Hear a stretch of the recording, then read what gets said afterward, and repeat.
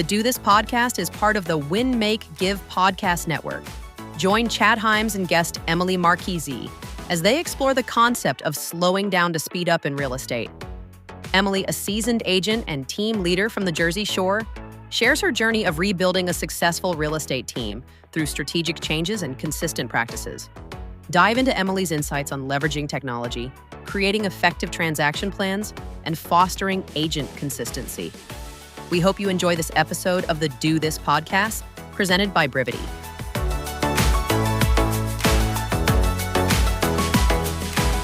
Hey everybody, it's another week of Do This. Yes, there's no question, there's not a suggestion to that. It's Do This. We're telling you what to do in this series that Bob and I are bringing you every week. You can go back, you can find the recordings, they're all somewhere. Maybe somebody has a link in the chat box. I don't know where it is. My job's not to know that stuff. My job's to ask questions, bring some coaching insight, and help you get great lessons. And this week again, we're Bobless. We don't know where he is. He's lost somewhere. He's celebrating still from the Super Bowl win, I think. Nobody has seen Bob since then. That's not true, people. Don't panic. We know Bob is safe somewhere. Yet it means I will get to take this conversation in whatever direction I want because Bob won't be here to ask strange questions. We miss you, Bob. Hurry back.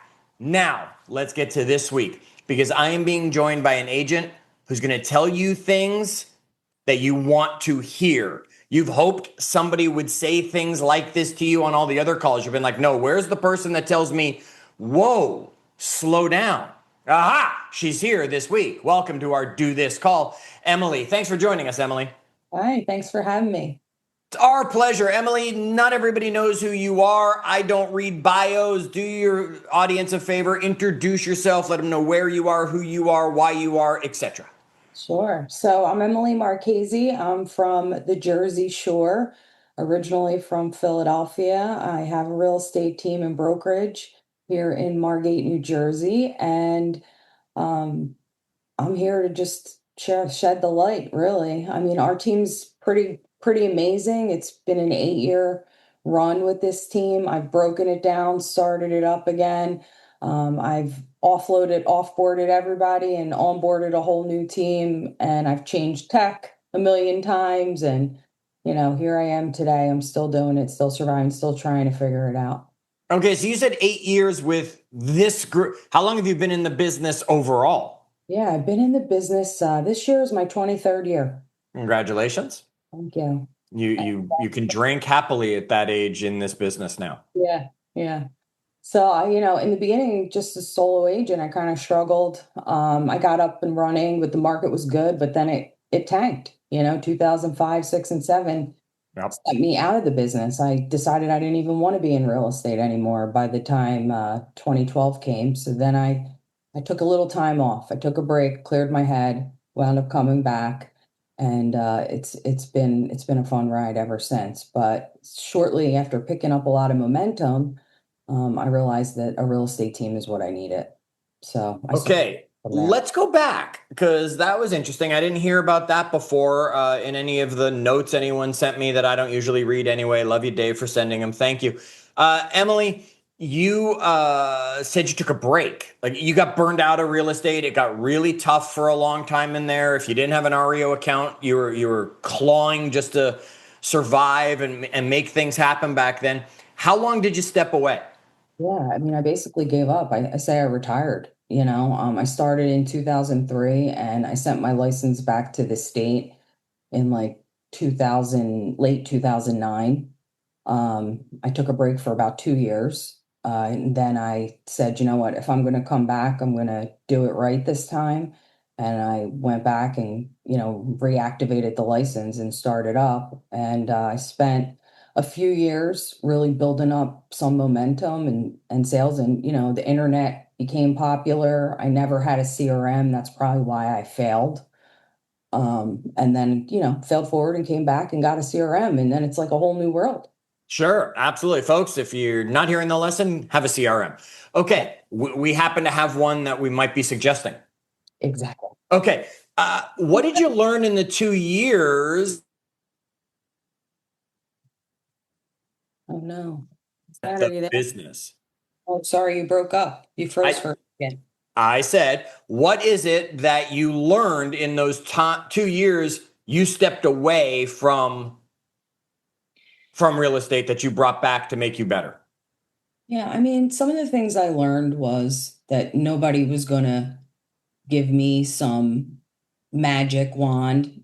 I learned that I needed to dive all in and really put the effort forth. If what I wanted to receive back, I had to put out an effort to receive that back. And the CRM really just somebody had said to me, you need a database, you need a systematic way to follow up. I had always been more of a reactive person than a proactive person. So switching my mindset around that and working in a consistent manner really did make the difference for me. Okay. The 7 habits of highly effective people. Habit number 1 teaches us proactive, not reactive, folks.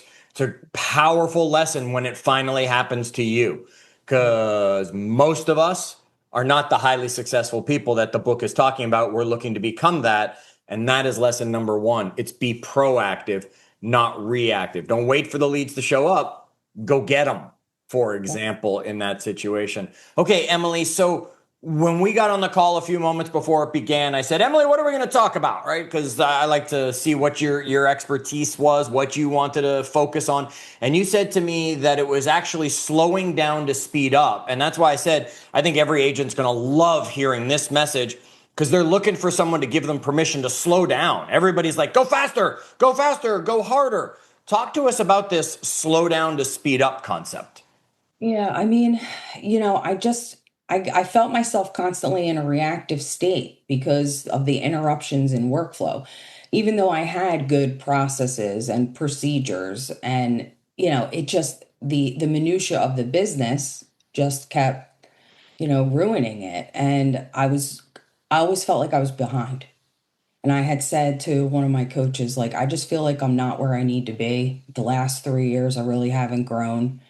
And they said, well, why do you want to get to that level so quickly?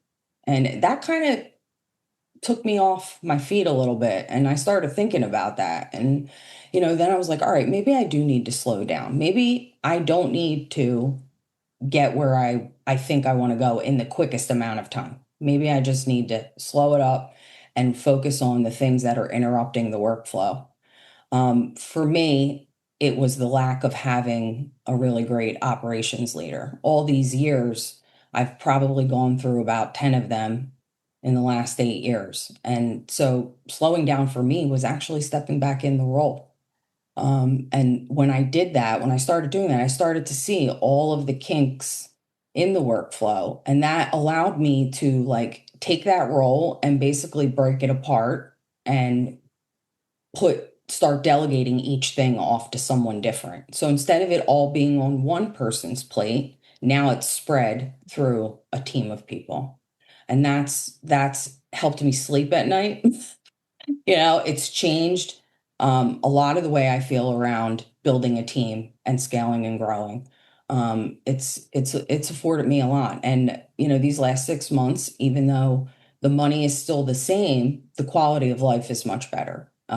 There's a balance between work and life. And, even on the team, the balance is between operations and sales. As I stepped into that operations role, I had to let the gas pedal off the sales a little bit. And I was fearful of that, but it's the right thing to do. And I'm seeing that now I'm moving the needle forward quicker, not because I'm pushing the needle quicker, it's happening on its own quicker. If that makes sense. Sure. Well, it's momentum, right? You went up a hill. Now Right. you're at the top of it. You don't have to push the pedal as hard. That car is going to go down the hill and pick up speed as it goes and goes, as long as you're not tapping the brake. Exactly. Okay, so that's a powerful, powerful lesson, folks. I hope everyone's hearing that. There is a cost that is worth spending for a quality of life. Right. Right. And it's okay that, oh, I've got this team. I'm not making more money, though, yet I have a better quality of life. Maybe that exchange was worth it, that you were able to pay for a better quality of life when it comes. How big is the team? Right now, 17. We have 17 agents. Yeah. 17 agents and then admin pieces? And then admin. How Yeah. many admin does it take to service 17 agents? We have 5 right now. 5 admins, 17 agents. How big was it? Because you said you had it, you broke it down, you built it back up. Is this the largest it's ever been? No, I've had actually 23 agents plus admins. I had been down about 6 months ago. I was down to 12 agents. So that was even 5 months ago. So I had, a couple people had offboard it. I had taken on some new administrative staff. I got rid of some people, replaced them with new people. It's been the last 8 months. It's been a lot of change, but I'm starting to see the benefits of making those changes. So it makes me want to keep making changes like that. I was kind of, if it's not broke, don't fix it mentality, and that doesn't work. So No, sometimes we have to break it, don't we? Just yeah, to fix it and make sure it's better. I feel like I'm working on the 6 P's. That's what I'm calling it. It's the 6 P's to the real estate team puzzle. You want to tell us what those 6 P's are? Sure. Yeah. We started with the first P, which is pace, right? Pace. And then the second one is your processes. And the third one is your procedures. And then it's people and properties. And then the predictions. These are the 6 areas that I've been focusing in. And it's been working. You can't. Can I add a 7th? Sure. Profit. Yeah. Profit. Yeah. Right. At the end of all of it, there needs to be profit. Otherwise, what are we doing it for? We're running a business. There has to be profit. Yeah, I mean, actually, yeah, that I never really worry about profit because I've been profitable, but stepping in and doing it this way, I haven't. This is the first month I'm making money in 3 months. For 3 months, I didn't make any money because I just literally had to dive into this and, spend a lot of time doing it, a lot of sleepless nights. But that laying that groundwork and that foundation has turned the triangle, back to its real side instead of teetering and being on the point, and Right. it's I feel better, so I know it's working. I'm getting less complaints. Um, yeah, And seeing money show up finally from the yeah, success. Folks, you can't build the pyramids upside down. yes. No, you Right. can't. I mean, and if they wanted to build them higher, what would they have done? They would have built the base wider. So Yep. then it was easier to build it higher. You can't build it a narrow base and think you're still going to get this great height out of it. That's what Emily is talking about. She came back down the pyramid and widened that base so that she could have a larger pyramid to be able to now build. What was the number one single thing that you fixed that the agents listening to this should do now before they get too high and have to come down and fix it? Is there one thing that jumps out that said, this was the system or process or procedure or person that was missing? You've got to have that wide base. Yeah, I mean, probably the biggest one was setting up the transaction plans in Brivity. That one really did set me free because I was dealing with all the agent complaints around the customer complaints. And when spent, and it took me a good 6 to 9 months to get those transaction plans where I needed them to be, and the level of communication inside of them. People were constantly not feeling like they were on the same page. The agent, the closing manager, the client, you're dealing with many different people, many different agents, many different property types. It's like to put them all together, there's no way that can be scalable, but what can be scalable is your method in dealing with all of that. And so the transaction plans in Brivity, like I built them out, like I used the base plan and then I built it specific to my market, added in all the nuances, and they work great. Like we have text messages that go off at every benchmark, everybody's always in the know. And then I still had some gaps in some workflow. And I thought, what could I do to eliminate these gaps? Because I can't change the scenarios, and the scenarios are all different. So I thought, what if I start overlaying things on that? And so I added the promise plan, that's to the transaction plan. And that kind of covers it like a blanket. Now I don't have, like, I never have agents saying to me anymore, my client didn't know, it was the ninth hour, this all happened. Like when I change a very critical component, like a title company, say, and I say, okay, I'm not going to use this title company, I'm going to use this one. They have their own processes and procedures. If I can't predict what they're going to do, I can't make it right for us on our side. So, then I realized just changing one little thing sets the whole world upside down. So, I'm starting to understand more how scaling works, and how to set yourself up for success with that.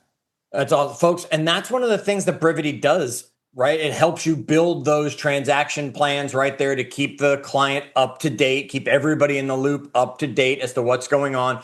There are the base plans in there that will work. And then sometimes you add specifics in your area. Your area does this. You have well inspections that most people don't have all the time, or you have lawyers, not title companies, or you have whatever it is. You can tweak those up, customize them, copy them, and make them your own, and then add to them, just like Emily is talking about.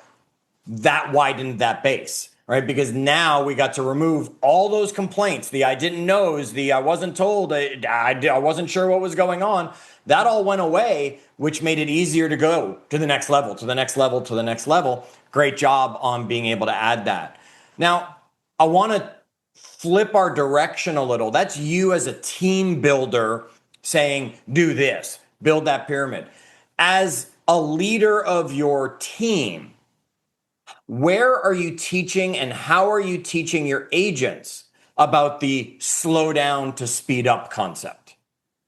So I'm talking a lot every day about consistency, and owning the results.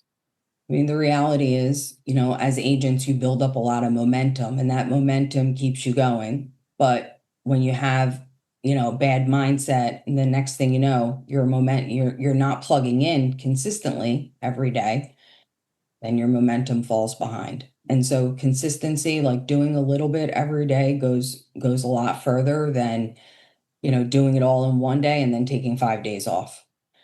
So I'm measuring things and I'm keeping in touch with my agents. Well, for independent agents, like I think you just show up and be boring and do the same thing every morning. Folks, you don't go to the gym one day a week and do one heck of a workout and start looking like Arnold Schwarzenegger. You consistently go every day, right? And you can then build and build and build whatever your ideal physique is. Maybe I should change my Arnold, shows my age there. Maybe I should be going Chris Hemsworth or something now, as a better example to that. How do you hold them accountable to help them get where they're going? That maybe not everybody on this call has someone who can hold them accountable, yet they can still learn from and take away from that accountability.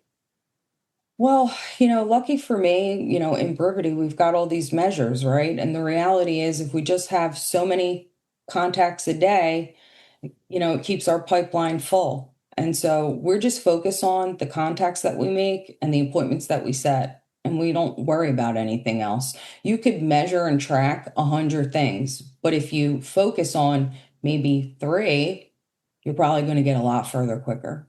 And so that's what we've been doing. It's a great point. Dropping all of the nonsense and just focusing on the most important. Yeah, folks, if you want to know how many closings you're going to have, that depends on how many openings you're going to get. If you want to know how many openings you're going to have, that's going to depend on how many appointments you're going on. If you want to know how many appointments you're going to go on, that's going to depend on how many conversations you're going to have. If you want to know how many conversations you're going to have, that's going to depend on how many contacts you go make. You don't have to track all that other stuff when you work it backwards and say, well, if I just do enough of this, I will get there. And it's a matter of doing it. Bob has shown us again and again, the Brivity tracking that he has done has shown people who show up and consistently lead generate their calls through Brivity do better than the ones who spike and drop. You're better to do 20 a day than 100 a week. Yeah, so it's the same thing, but don't spread it out because the consistency matters. And that's what Emily's telling us here. Truth. And just to keep the agents as consistent as possible, I added the diddle filters into the smart filters in every single user seat. in my team's Brivity. So all they have to do is literally go to their smart filters and start at the top diddle one, diddle, hit that. It pulls up what they have, the people that are left there. Like the first one is check new, check the activity feed. All they have to do is click the link and it's there. Now they just run from top to bottom every day. Most of the time, they're not even getting to the bottom, but at least they don't have to think about who they're going to call. And there's a consistency there in who we're calling and the right people at the right time. That's a great point.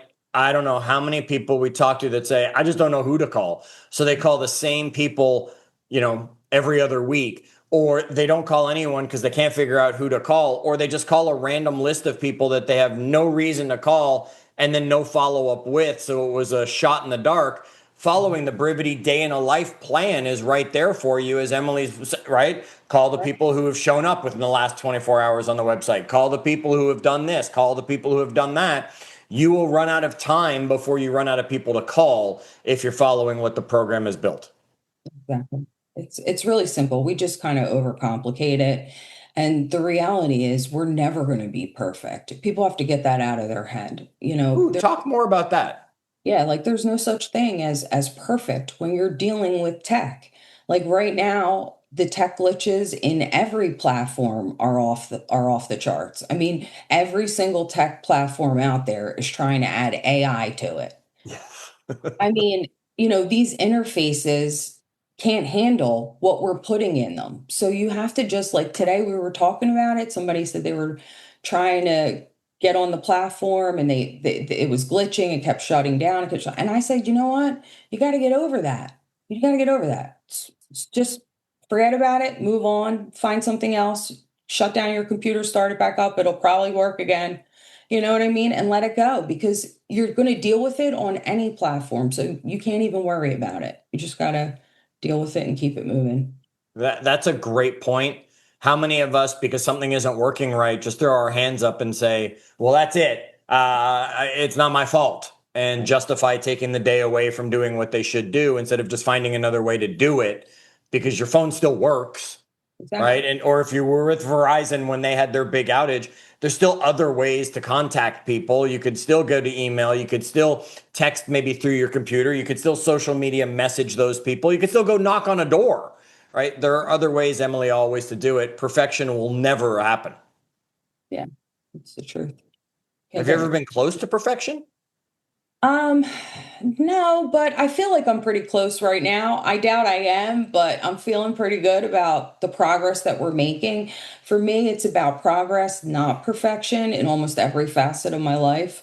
And I'm just I'm just right now, I want to give to my agents and let them know that I'm supporting them. It's really important to me that they feel the love from me.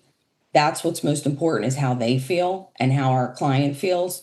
When you overlap techniques, you you don't have to worry about the shortfalls or the things that could happen. Overlapping has definitely helped a lot. Even when I'm dealing with my agents, whether or not we're on the phone and we're doing a screen share at the same time. You got to overlap that. They have to see it to believe it. So when you get to the top of the pyramid, you had it built, you went back to the bottom, you widened the base, you fixed it because you wanted a bigger and better pyramid to be working with. When you get to the top, will you go back to the bottom again and say, let's widen it? Or do you get to finally sit up there and say, look at the view from up here, I'm just staying here? What's Emily's thoughts when it comes to how often do I need to kind of step back and take that one step back so I can take two steps forward versus, well, I'm just good where I am, so don't step back because there is no forward? I don't think you're ever going to be able to step back or just put it on pause. Things are always changing. Oh, you have to adapt. If not, you have to pivot. There's never just like the new regulations around FineSend or whatever that are coming out March 1st. We're going to have to add all new stuff to the transaction plan. So no, the only way I would say is I would keep growing and widen the base. Just keep widening the base, widening it, skipping. I'm talking about scaling now, expanding my territory. Does it make sense for me to cross the state line or does it make sense for me to just go 20 miles in a different direction? I think we have to start thinking of growing out pie-wise, wider, wider, wider, wider in almost every facet of the business. Well, when you've got the pyramid built well in Egypt, you can then go build the base of it so it gets to what, I don't know my geography, folks, don't beat me up on this, whatever country's next. Make that pyramid that big, right, that it starts taking over everything that is around it. That's a great sentiment that by the time you get to the top of the pyramid, you're going to have to probably come to the bottom. There's something new in leadership. There's something new in technology. There's something new in real estate that has to be done. Yeah, folks, you have to work up this pyramid. You can't just stay on the bottom level and say, well, I've just got to keep building this base wider, wider, wider, wider. You have to expand. You have to put those systems in place. Like Emily has said, she's at the top of the hill right now, and they're rolling down and picking up speed. Okay, now when you get to the bottom of that hill and you start to see that speed taper off, now it's time to go back down to the bottom of the pyramid and say, where's the gap? What do we need to do to expand this to get back to the top of the next hill to ride down? That's different than riding the roller coaster of real estate that we talk about, which is you lead generate, you get some pendings, you stop lead generating because you're too busy, then your business all closes and you're unemployed and starting over again. Yeah. That's not what Emily's talking about. She's talking about being able to scale, and she has the business. Now she's scaled it up to have 17 agents. Can she scale it up towards 25 agents? And that might include expanding territory. That might include adding another lead generation source. That might include who knows what for Emily. That's what you get to figure out with your businesses as you're expanding and building that strong foundation along the way. Emily, one last thought from you. I don't care if you go back and you reiterate something you've already said. I don't care if it's something we didn't talk about in the last few moments we have here. To everybody out there listening, we have agents that are brand spanking new into the business, and we're smart enough to get into Brivity, so they're on the call. We have agents that are running organizations the same size and even larger than yours. Yet there's a message everybody needs to hear about scaling, about stepping back to step forward, about slowing down to speed up. Whatever it is, what's the message you want to leave everybody with and then walk away from today? For the people that are building the real estate teams, you as the leader are not scalable. That's probably the most powerful thing somebody said to me over the past year. I'm not scalable. Me helping one of my agents, that's not a scalable thing. I can't do that for 100 different people. You know what I mean? So teach them to fish, and then they'll fish on their own without you. If you're the agent on the team, just show up and be consistent. If it feels overwhelming to show up every day, show up for an hour and then see where that goes. And then when you see the success from that, you're going to want to stay for 2 hours next time. And then after that, it'll be 3. Then that's it, because you'll be out on appointments for the rest of the day. There you go. That's the goal. I worked on a team, and I was told by my rainmaker on the team, no, I'm not going to put a desk in here for you. Your job's not to be in here. Do your lead gen and then get out, because you should be in the field. Folks, it's not about having the prettiest office. It's about having the appointments to go on. That's who wins this. Emily, thank you so much for taking the time, talking about scaling, talking about slowing down. Agents, sometimes we're always beating you to go faster, go harder, go harder. Sometimes you need to slow down, step back to be able to leap forward. Emily, we appreciate you taking the time sharing with us today. Thanks, Chad. Hopefully we'll see you all next week. Maybe Bob will be back. If not, we'll have fun without him.